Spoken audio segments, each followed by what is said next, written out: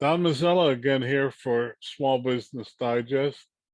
Up until about 6 months ago, I did not know that you can actually bake with products that help you clear out your stomach. Celiac, I don't know the exact term. They're certain we're going to find out about them. But and so when someone recently said there was a a cook and a woman out on the West Coast that had come up with special flours, we had to have her on the program. And that's flours that you use in bread, not flowers that you see in your garden. So with that, Jen Peters, we welcome you to the program. Thank you so much for having me, Dawn. Okay. Jen, as we ask all our guests, first, tell us a little bit about yourself personally and how you got to be able to wear that chef's coat that you're wearing, and then about your company and your products, and finally a website. Well, yeah, I will start with, my name is Jen Peters and I've been a chef for 25 years, I would guess. So that's why I'm wearing my chef jacket, because I'm actually on my way back to the kitchen when we're done. I love cooking. I grew up baking at home with my mom. She's a great baker. Every weekend, every Saturday was bread, and some of my chores included things like make enough cookies to feed your brothers for the week, which is a big job because I have 3 brothers. So, she would include those things and, clean the kitchen, do this, do that, and make some cookies. So I would always, and I just grew to love baking and cooking and prepping food. And so it became very natural after high school that I was like, oh, I think I'll take a culinary arts program. Before that, I thought I would get into like design. But food is also very fun to do, and it's very artistic, and I loved it. And it's kind of my happy place to be baking and to be cooking. You enjoy it and you love it, and you get to show that to other people and give them what you created. So like me becoming a chef, when I look back at my life, makes perfect sense. I suppose when I was around 20, it didn't have the same depth of why I would choose that, but I chose it, and I couldn't stop just loving it, right? And I went to Vancouver Community College, which is a pretty big college here in Vancouver. And then I did my full apprenticeship. So we, like you have the CIA, and we do apprenticeship here. It's a 3-year commitment to working in a work placement situation. But we have to find our own chef, and then we apprentice under them for 3 years. And I had the good fortune of meeting a chef named Bruno Marty. And he's kind of, we refer to him as the Godfather. He kind of likes it. And so I apprenticed with him for a few years, 3 years. And then I went to England. And then I also went to the CIA in New York for culinary. Jen, we better to say what the CIA is. Oh, sorry. No, not the Central Intelligence Agency. Pardon me. The Culinary Institute of America, which is a very cheeky and wonderful name, but it's a great place with incredible teachers. And I took European pastries, and I took some cakes and tarts and torts classes, as well as candy and chocolate making. And so my love of pastry it runs pretty deep. Mm-hmm. So when, as a chef, you love that. And you make pasta, you make scones, you make biscuits, you make everything. And you don't even consider how much wheat flour, you use in a kitchen every day. You just use it like a tool, right? Like butter, like milk, like anything that you're used to having, like onions. You just use it continuously. It's one of your everyday staples. And when I discovered I couldn't eat wheat, it was like, oh, that's more than half of my recipe book. Just gone. Never mind the personal effect, but as a chef, I was like, I can make those things, but I can no longer eat them. So that was a bit tricky. Well, let me stop here. And what is the condition what's it called? Oh, there's many reasons people eat a wheat-free diet. And it can be something as simple as I have rosacea, and this helps minimize that. Or I have inflammation, or somebody recommended I try this to lower, my sugars and eat less processed foods. But the real reason I stopped was because I have a form of celiac disease, and celiac means your intestines don't function properly. Your body has stopped absorbing the nutrition. So I can eat an orange. If I've eaten gluten for the last month, I can eat an orange and get no vitamin C. So then I'm basically stuck in this. I can eat, but I don't get my nutrition.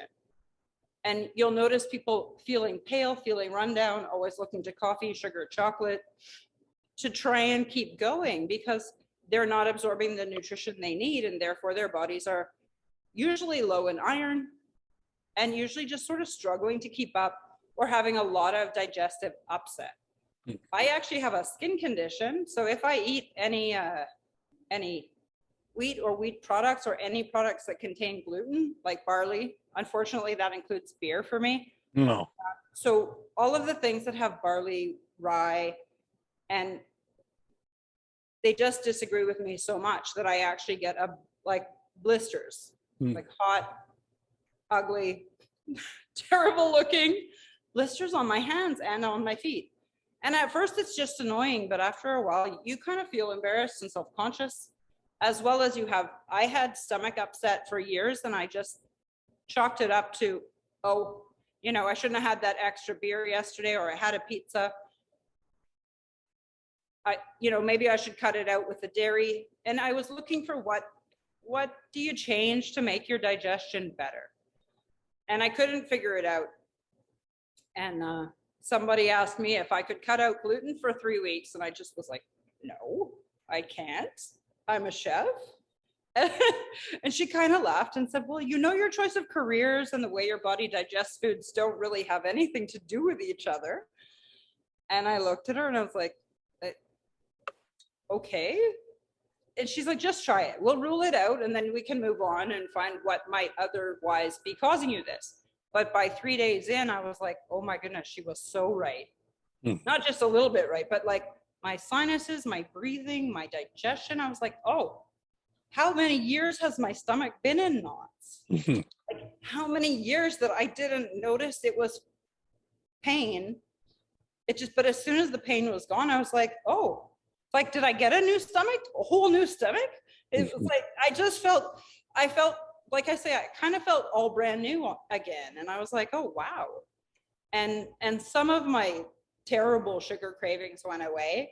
And I started to eat a diet that didn't include, pizza and pasta and cake. And at first it was fine. It was easy. Then it got challenging.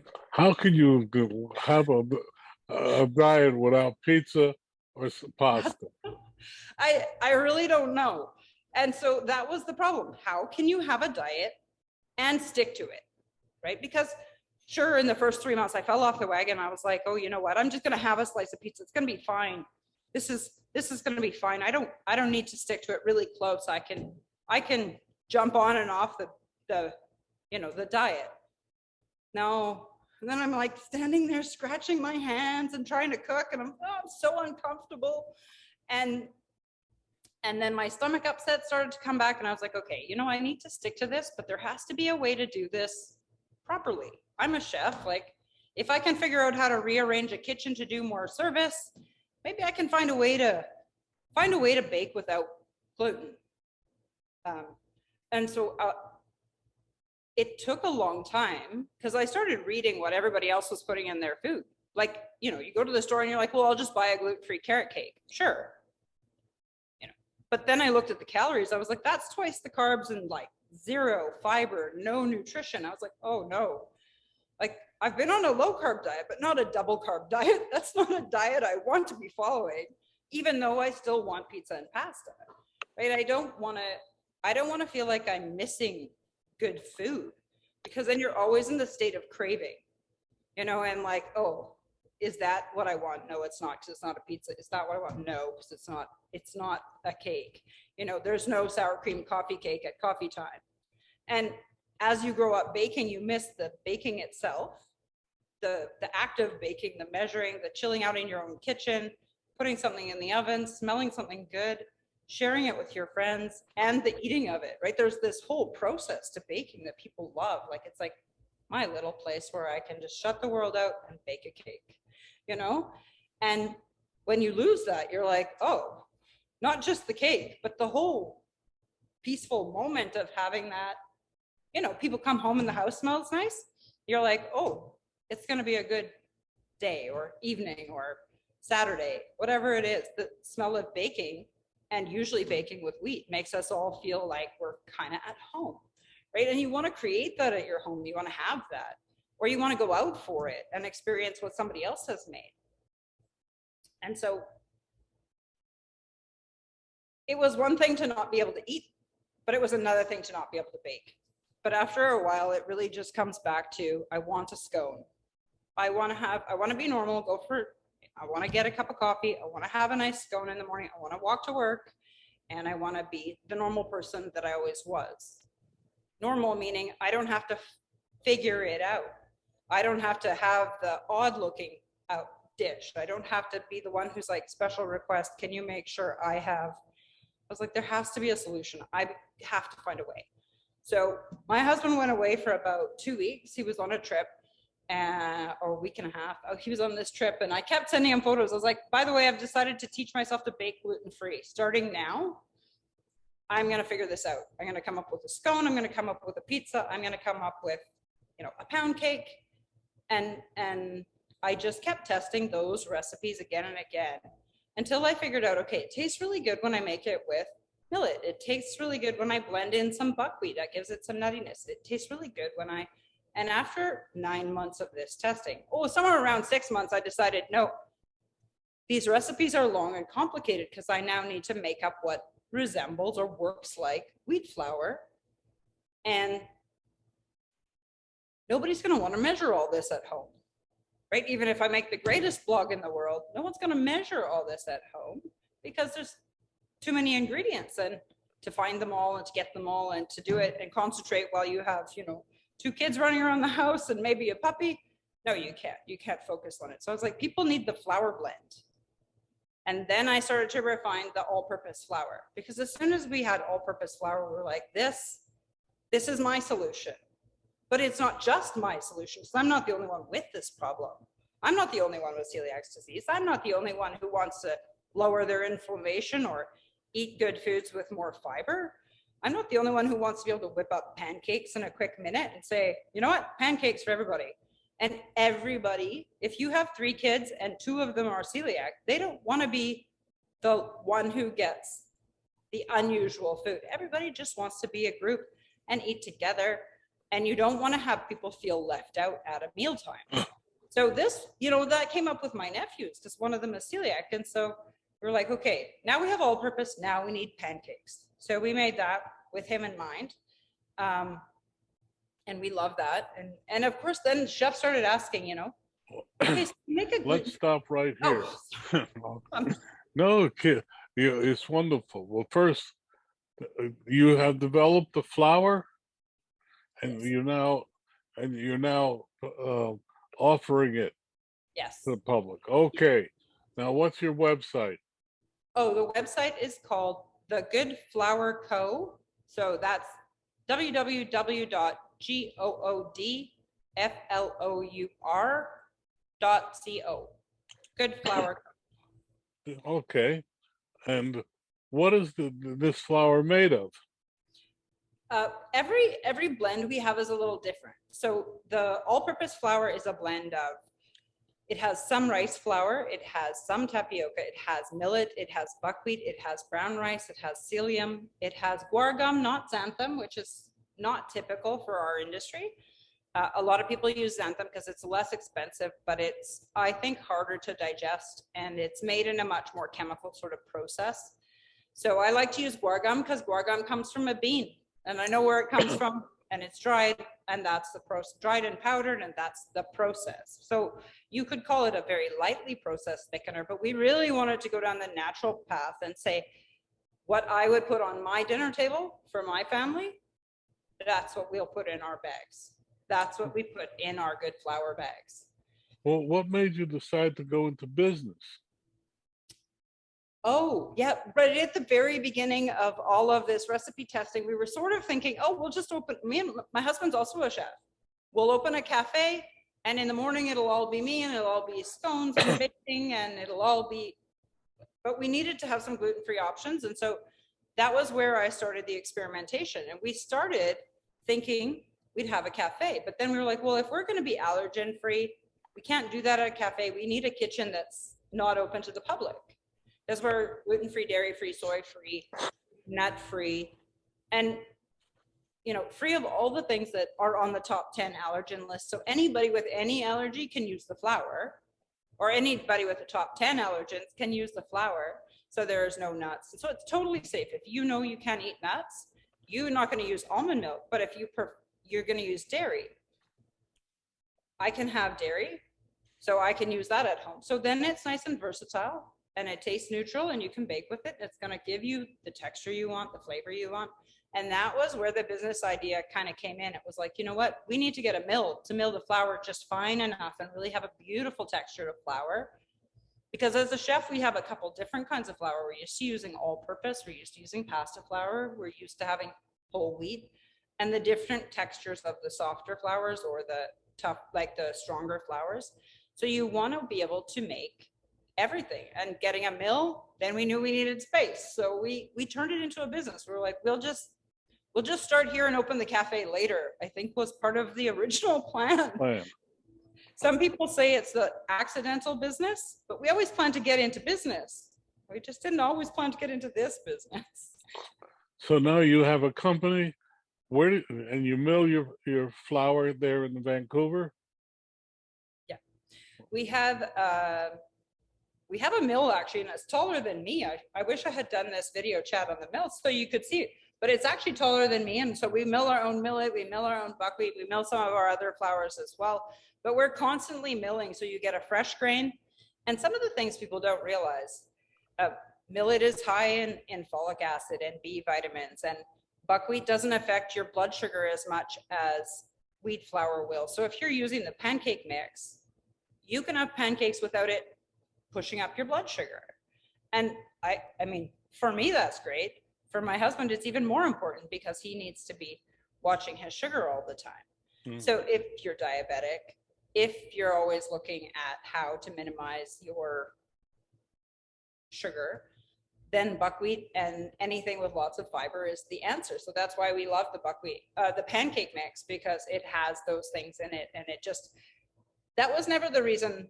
Those are some of the things we tell people, but it was created that way so it would taste good and be good for you.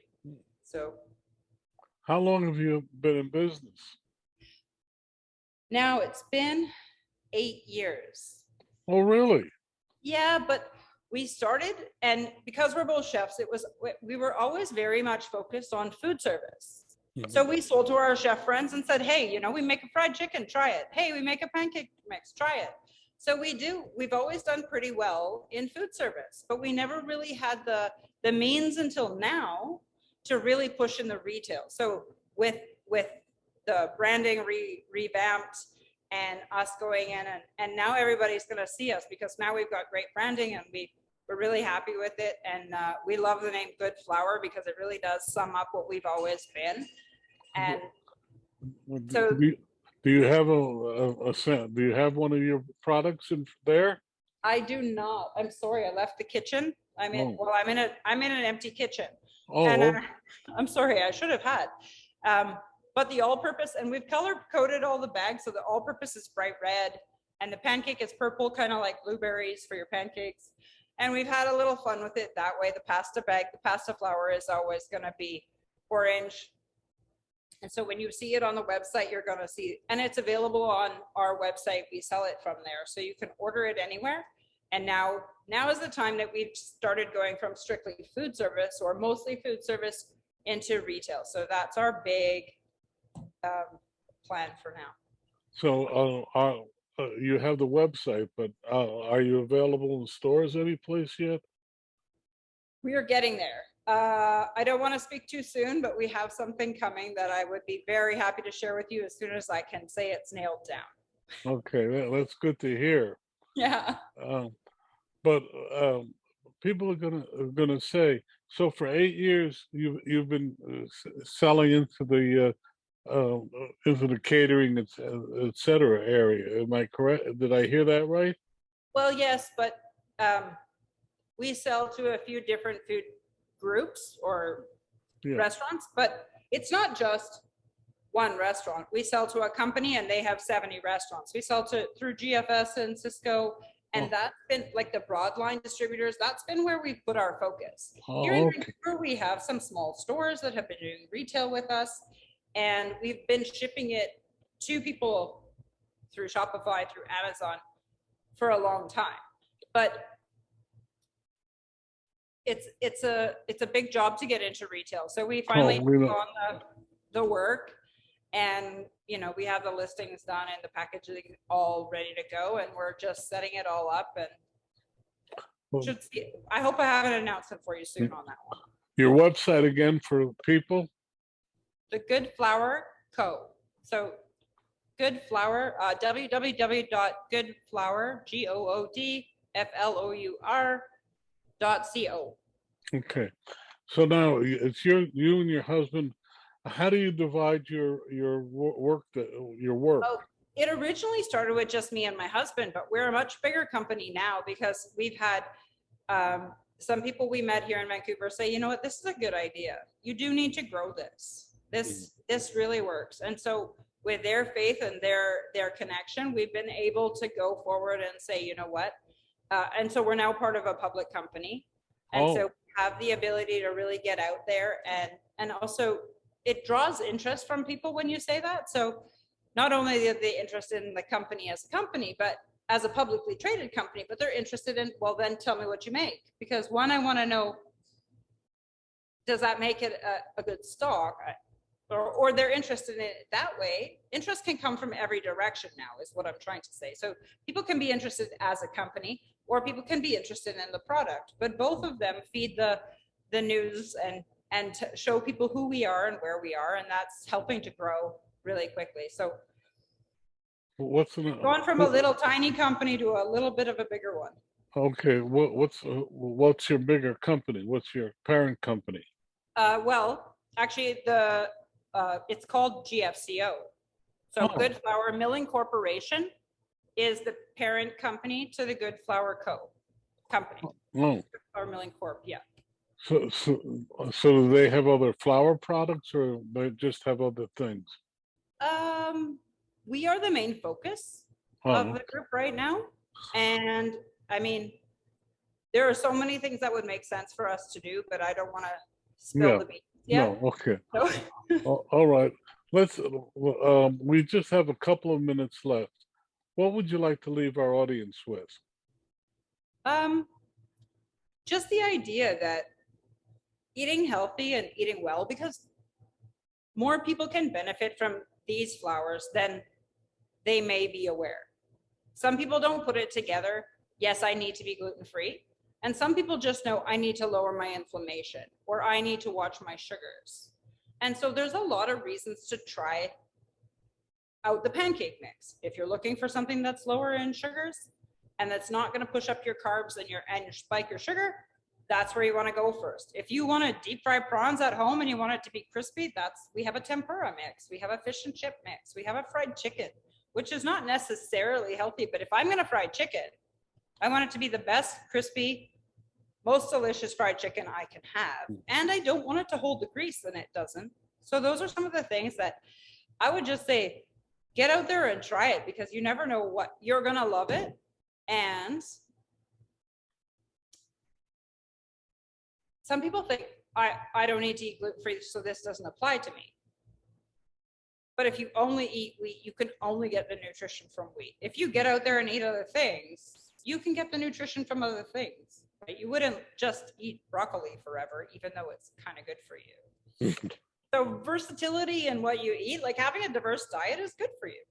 So that's my little take on things. And your website one last time?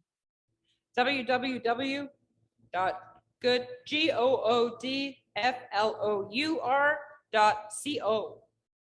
Okay. On that note, Jen Peters, we say thank you for to me, a very illuminating time. Thank you. Thank you, Dawn. It was my pleasure.